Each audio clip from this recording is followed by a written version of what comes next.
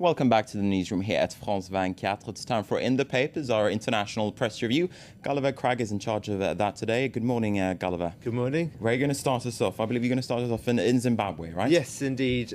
Zim outrage is the headline on the South African paper, The Citizen. This is about the detention of US and British envoys in Zimbabwe.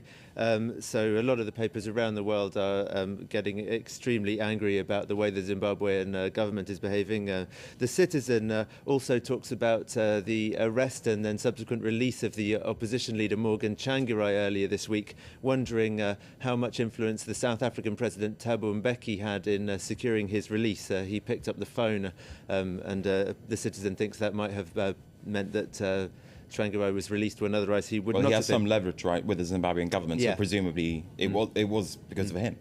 Zimbabwe's state-run paper, The Herald, on the other hand, just actually denies the arrest ever happened. Meanwhile, in Britain, The Independent has got this headline, the new face of power in Zimbabwe.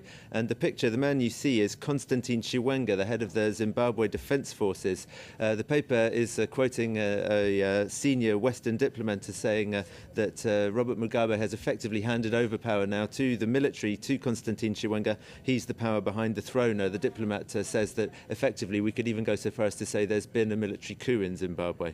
All right, interesting stuff there. Now we're going to move to Ireland, where voters are apparently turning sour on the new EU treaty. Yep, that's the front page headlines in the Republic of Ireland this morning. There you see the Irish Times. It's very much as it was in France before the French referendum on the EU constitution in 2005. All of the main political parties and all of the mainstream media very much support the yes vote. So the tone in all the papers is one of alarm at the possibility that the treaty might be rejected. The commentators, though, in the Irish Times are saying, well, maybe that's part of the problem. The Irish don't like being told what to do. They don't like this sense of overarching consensus telling them to vote yes.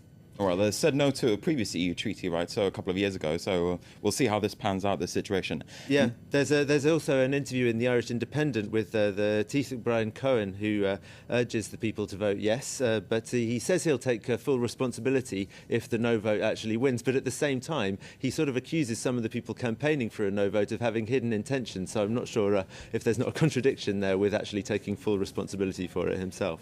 All right, Gulliver. Now, the US presidential election is still very much in focus, understandably so. Yeah, I'd just like to focus on one thing about it today, though. There's a bit of a controversy in Germany over one newspaper's front page from yesterday. This is the Tageszeitung, which is normally a left-wing, very politically correct paper. And yesterday, though, it had a picture of the White House with the headline, Uncle Barack's Cabin, which is a reference to the novel Uncle Tom's Cabin, which is widely seen as racist.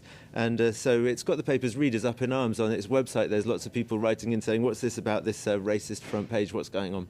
Indeed, it is a bit of a curious headline there.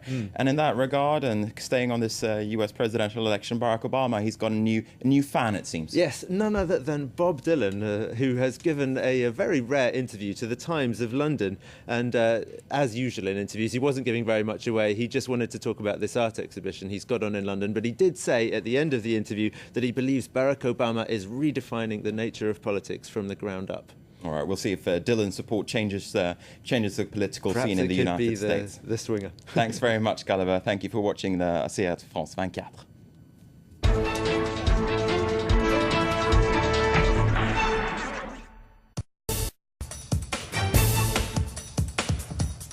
Every day, two journalists from the international press, two experts or two observers cross swords on the news of the day. Which side are you on? Face Off, Monday to Friday at 12:15 p.m. Paris time on France 24. Business is brought to you by Dexia, the public finance bank.